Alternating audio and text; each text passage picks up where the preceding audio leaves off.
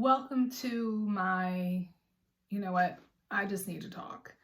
I don't have an intro because do I even have a channel? I don't know. I feel like I'm almost exactly where I was a year ago, except I know more now than I knew a year ago. A year ago when I made this video where I said I'm so depressed, I was depressed. And it was because I had put in so much work for 2019 only to get to the place where I was like, this is not it. This is not, you should not continue on this path. That was right after I self-published a book on Amazon, which has sold maybe 4 copies. And then I also, all the things I did in 2019, I started with Mary Kay. I have the YouTube channel, of course. Rebranded my blog or relaunched my blog with the podcast, and I wrote this book.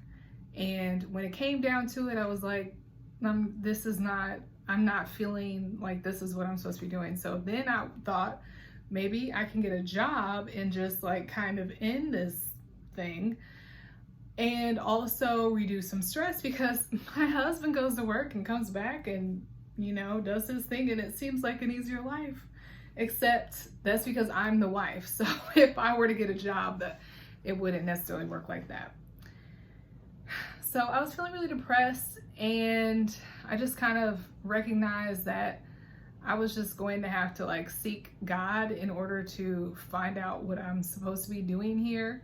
And that's what I did. I said I was going to do Bible in a year. It's been a year. I think I have done 40% of the Bible, maybe a little more. So definitely not Bible in a year. What I have learned is you have to skim. You certainly have to skim. But in January, I became aware that my purpose is to be a coach. It was like a very profound moment.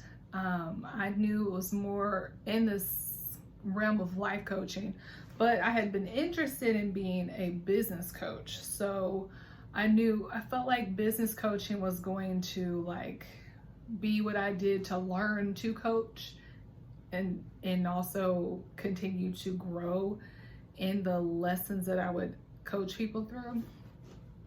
And so then I pitched the idea of my business, which is Success Unlock. I pitched that to my partner in January. It was actually meant to be a one-day event, like a one-time thing, but we had to build an audience specifically for that event, which turned into the Business Success Unlock. And so this year I've done business coaching because I recognize if I wanted to be a business coach, the best way to do that would be to be a business coach. The best way to like become proficient at it. And I think I have. I think I have affirmed that I am good. I am suited for that job. Starting the business taught me how to start a business. Challenges working with a partner certainly taught me a lot about myself, because much of this process was me accepting myself in the space. Like, I know that in order for me to be successful on YouTube, I have to be like myself. I can't be like anybody else, because that people won't resonate with that. I have to be me. But that was really hard to do in a business with another person in an industry that I'm not a part of. So, and with someone who's already successful in her own right. So it was like me having to really consider, who am I, affirm myself, and some other people have affirmed me, and also not letting, I don't know what it would be, like accepting what I have done and what I will do as clout, if you will, because my friend, she is successful. She, you know, has already built a successful Sisterlocks business. I haven't done that, but I do have obviously something of value to have done the things that I have done. And the things that I was doing with her. So that was a journey in self. I had to stop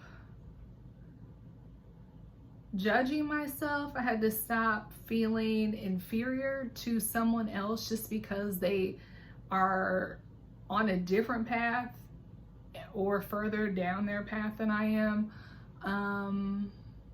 I had to learn to speak up. I had to be honest about what I need in a relationship, which was the partnership. Like, I really had to learn that I have to say what I need, and there's a good chance the other person will like do what it is I need them to do, which is something I haven't really given my friends a chance to do for me in our relationship. So that was great.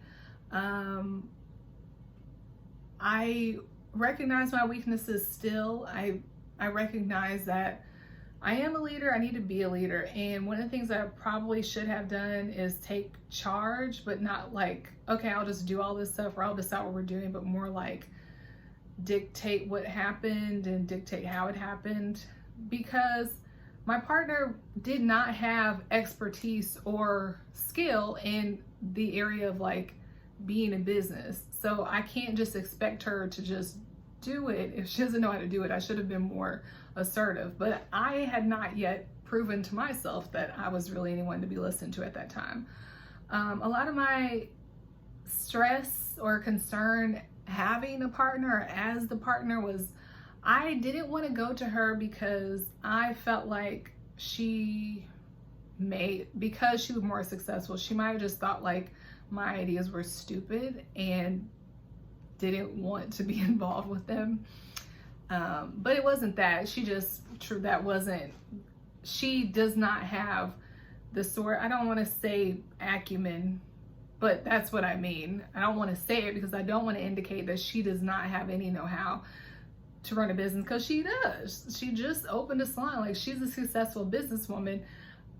I am more suited for the details of the business, and that's where I didn't really step up to direct her because of my self-esteem. So we've worked through a lot of things. We really have, and that's been really good for me. Having a business that can make money has been good. We proved our concept, but I still find myself here in December like, okay, what's next? Because this is not next. She actually called me last week, interestingly. She basically said, we should probably part ways and you should manage the business, but like, just let me be the business, which is a thought that I had had in October. Like, I wanted to make her the face of the business in October for the third quarter, but we just kind of decided to take the third quarter off. And leading up to that phone call, I had had a series of like progressions in my thinking that I really should branch off into my own business, because offering the coaching, like the coaching itself has been good. I enjoy coaching, but I felt like I was limited in developing by being in an unnatural field for me. So I felt like if I could have my own coaching practice that I could open up to my own audience, and then in addition do coaching for the sister locks industry, that would like help me to develop better.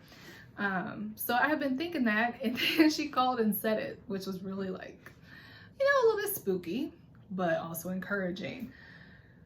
To back up a little bit to just specifically this season that I'm in, I paid like $100, not like $100, it was $100 to be in this 30-day business challenge group.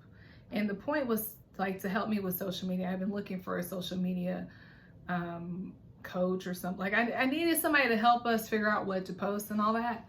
And so I was talking to this person. Her name was Ashley Bradley. I wish I could remember what the name of her business is, but she's kind of like, she does tarot readings, and that's a part of her business, but she helps like magical people share their magic through business. So I did this with her, hoping that it would force me to post more and develop like my skill in that. But what ended up happening was I was kind of recognizing that some of the resistance I'm having, the issues I'm having, is because I don't like what I'm doing. And I hadn't really recognized that. I had just this whole time kind of thought of like, well, we haven't figured it out yet, or it's difficult to make 2-1.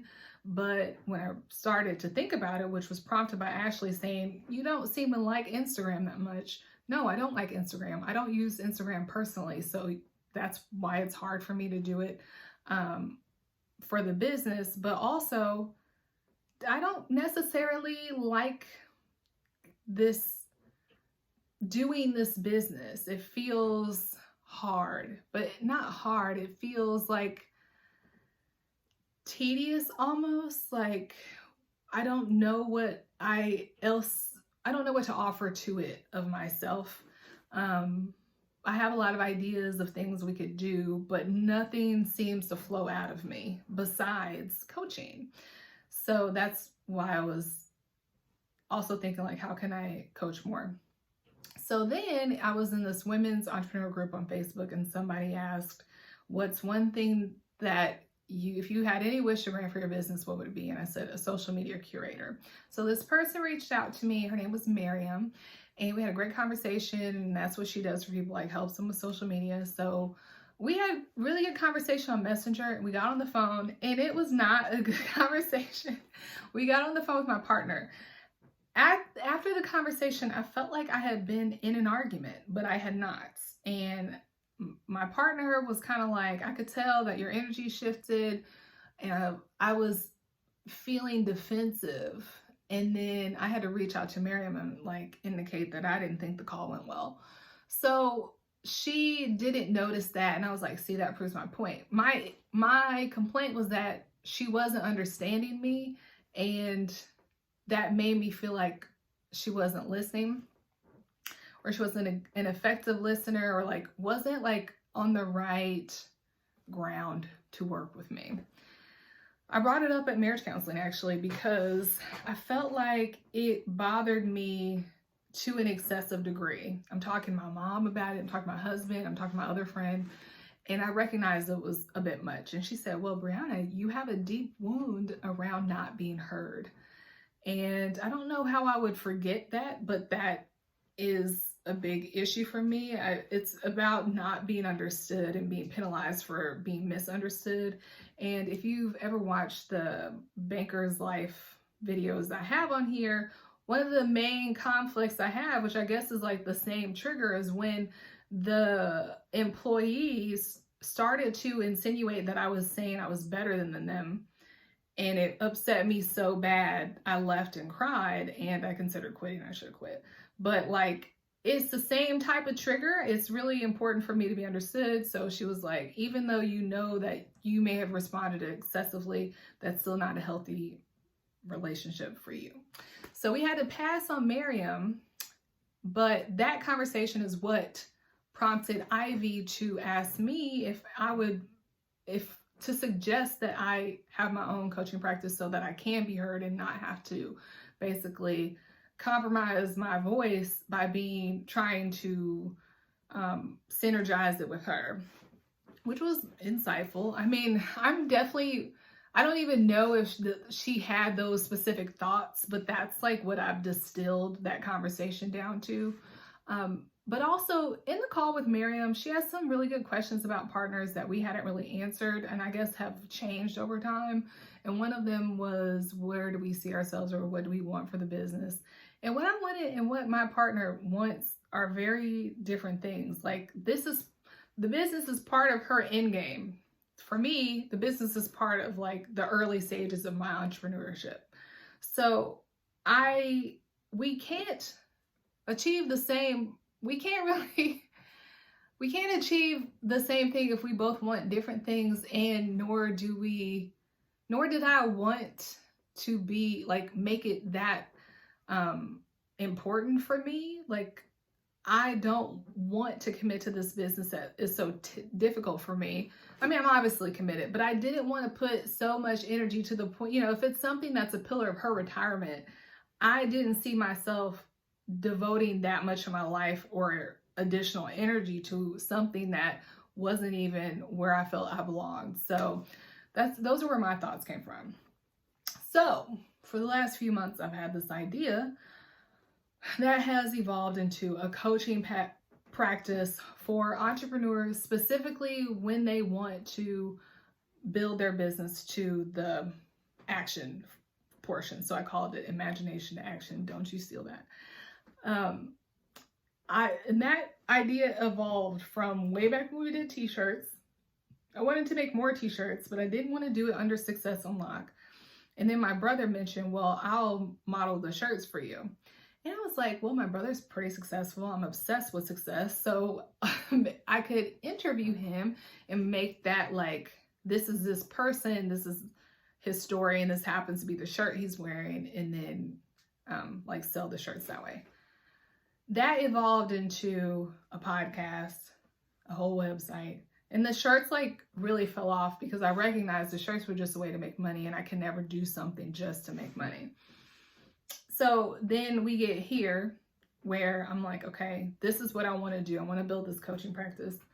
And, you know, last week was the great conjunction, I believe, winter solstice, where 2 planets aligned, and it was supposed to be like an energetic shift for everybody and a perfect time to manifest. And I wrote down my intentions, and I think I meditated that day, and I did a bunch of stuff to try to like raise my vibration and just be really conscious of what I want the next 20 years to be like for me. That day, I started getting like further information about what to do next. I can't tell you exactly what happened each day because if I had my journal with me, I could. But like, I feel that day, things were set into motion to like take me to the next stage. And I guess that's when I started feeling like I need to move on from Success Unlock. I need to do this coaching business. I need to specifically do these packages. So I'm having all these downloads, but then I started to recognize, like, when I think about doing the work, I'm not really feeling that good feeling. I still was kind of feeling that kind of a pull feeling, or like a push, I should say, like kind of some resistance. So I took one of the packages that I wanted to offer off the table, and then I further felt it, and up to 2 days ago, I'm still like reconfiguring, which was confusing because I'm like, okay, I understand this is about to end. We talked about not making any changes until April. So that'd be perfect for me to prepare my next business, so that's what I focus on after our business changes. Success Unlock changes in April. But now I'm getting the sense like, no, you need to wait. I'm like, how do I gotta wait. I don't want to wait. Like, I want to move forward. I've been wanting to move forward for so long. I guess this is a good time to talk about 2 other concepts I've learned. I want to try to make it brief. I want to make a separate video about them, but I will mention it here. I learned about life paths and human design. So my life path number is 8, and that's based on the digits in my birthday and birth year. The 8 life path is very success-oriented, money-oriented, driven, abundance. The lesson to learn is personal power and balance. And life path number 8s also come with like recognition, high esteem, sort of being big, like notoriety. When I learned about this concept, it was like, oh my goodness, everything makes sense now. I have never said I haven't said this on here, and I don't really want to say it because it's embarrassing, but I have this for like the last 12 years. I've had this sense that I'm going to be, I don't know, I really don't want to say it, that I'm going to be famous. And I don't understand why, because I haven't had any true skill or talent. I mean, like, I have skills and talents, but there would be nothing that would put me in the spotlight, nor do I want to be in the spotlight. You see how they do the Kardashians? I don't want that for my life, but I have this sense that like I'm going to be someone. And so when I learned about Life Path 8, also am definitely, like, I really feel that I'm meant to be rich and I intend to be rich. So when I learned about the Life Path 8, I was like, okay, this makes sense why I feel like this, because I had just really didn't understand that. And it also was a sense of confirmation. I think if I hadn't had all the thoughts and experiences that have been, that were outlined in all the videos and stuff I watched, then I may have just not paid much attention to it. But it resonated with me so much that I have to believe it, because it's like already me. Life Path 8s have family issues, which is me. Other people can do things that they do and it is successful, and not for me. And I feel like these 2 years that I've been trying to pursue entrepreneurship, I feel like other people would have made it by now. But I, as an 8, have it harder because I have to learn the spiritual lessons that go along with the success. But I am destined for success. Also, some Life Path 8s do not learn those lessons, but they have the success and then they crash and burn, like Amy Winehouse. That's one that is all like, they always bring her up in the videos. So that's like, okay, I'm meant to be successful. Got it. I got to do the spiritual work, which is what I had understood a year ago. Got it. Okay. And this is going to be difficult. I get that. Then I learned about human design a couple weeks ago. And these are like, I stumbled upon them, not anything that I follow introduced me to them, but I stumbled upon them. So I learned that I'm a projector, which is the lesson of being a projector, or the power, whatever it is. It's like invite only. Like, I can only do things by invitation. If I'm not invited, then I will not succeed at it. And that reminds me when I did the podcast, because nobody asked me for any of the content I was creating. I thought it had value. I still think it has value. I still am proud of that work. The same with the book, the same with the blog. But it didn't go anywhere because no one asked for it. And as a projector, people have to be asking me for what it is that I offer. And that's the same with my relationships, with my, when somebody needs advice, if I just give it to them, it's not going to go anywhere. So when I had a traditional job, I was the exercise specialist in an office of like a bunch of nurses and some other people. And every now and then people would ask me fitness advice. But I learned if I just coach people, it'll be a waste of my time. And same for friends and family. If I offer support, hey, I'll make you work out, it's a waste of my time. But if they ask, then it has more impact. And I also have learned that if I'm trying to make a friend, if I initiate the relationship, if I try to drive the relationship, it's not going to go anywhere.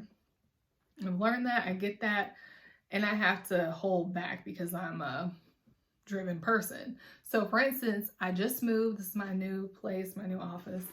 This is bothering me. Put it in the frame. This is bothering me too. But it's a really cute picture. So I have a neighbor that lives behind me. She's like a couple years older than me.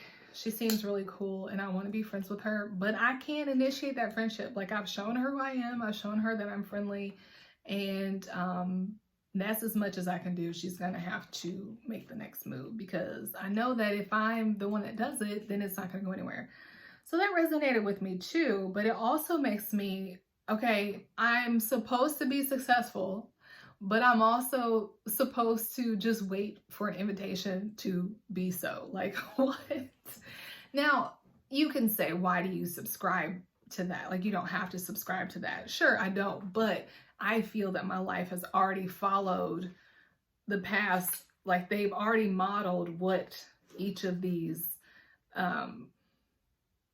categories are described as. Like, I've already lived a Life Path 8, so I can only assume that what is projected for the 8 is projected for me. I've already lived as a projector based on my experience and the description of a projector. So I can only assume that was what is projected for the projector is projected for me. So now I'm like, okay, I want to do this business that nobody asked for, but I think it's a great idea. And okay, so I want to get started. I'm like, I should just go ahead and book my photo shoot and all this. And, but as a projector, I know that I don't think that that's how it's going to work out for me. And on top of that, as a spiritual person, a person who's really growing spiritually and really learning a lot, I recognize that my spirit is not telling me to do this, which sounds like an amazing idea, perfect for me, perfect segue. My spirit is not saying do it. And I am tired. I'm tired of being in this process. I'm tired of the journey. I'm weary. I'm sure I will be reinvigorated somehow, but I'm sorry. I have a friend coming to visit and she's been texting me and I'm like, is she coming today? I thought that was tomorrow. We'll see. But anyway, I am weary of this process, and I feel like other people just decide, I'm going to be an entrepreneur. I'm going to take a chance on myself. I'm going to start a blog. I'm going to start this business. And it just turns to what they wanted out of it, which is money or whatever. But that's just not happening for me. And that's what I want so bad. And that's what I'm destined for, money. And it's not even about the money. I feel so abundant that I almost want to downplay it because it makes no sense. But so it's not about the money, but it's about that sense of being in motion and working toward my highest contribution to society. And I just feel like I'm not there yet. And I'm like, what am I supposed to be doing if I'm not doing that? The last thing I learned about is personal years. How did I learn about that? I don't know, the internet. But anyway, I'm in personal year 4, and that this year is supposed to be about structure and organization and preparation for year 5. And again, all these things, I don't have to believe in them, except when I track back to personal year 1 and what that definition was. That was the year I started this whole thing. Like, the personal year 1 is about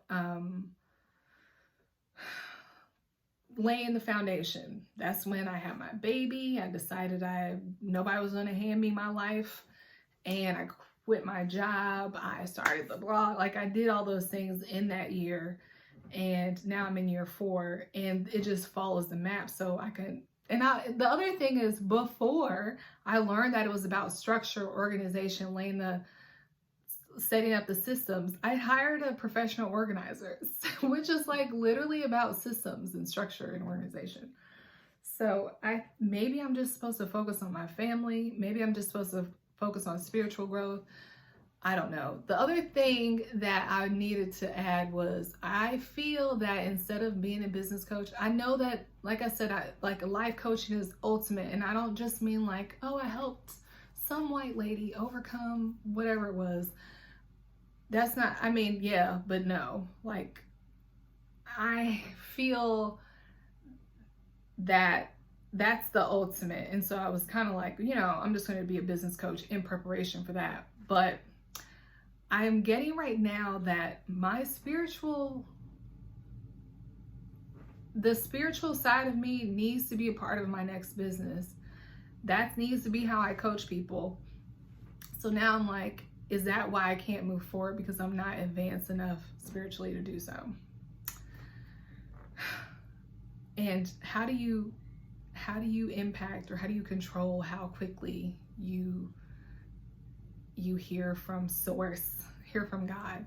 I am a Christian, but my awareness is expanding. I still believe in Jesus. I still believe in the cross, but I believe also in the concept that I am a higher being, and I have a higher self, and I am here to do this work, to go through this 8th life path to perform the function of projector in the world. Like, I believe that in the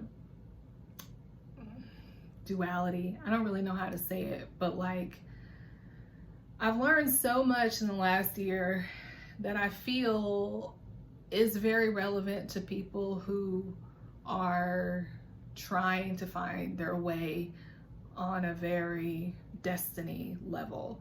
And so I think that needs to be a part of my business. And I thought that I'd have more time before I got to that, but it looks like that's where I'm at now. And I think what I'm gonna do is just focus on writing. I hardly wrote this year. I posted twice.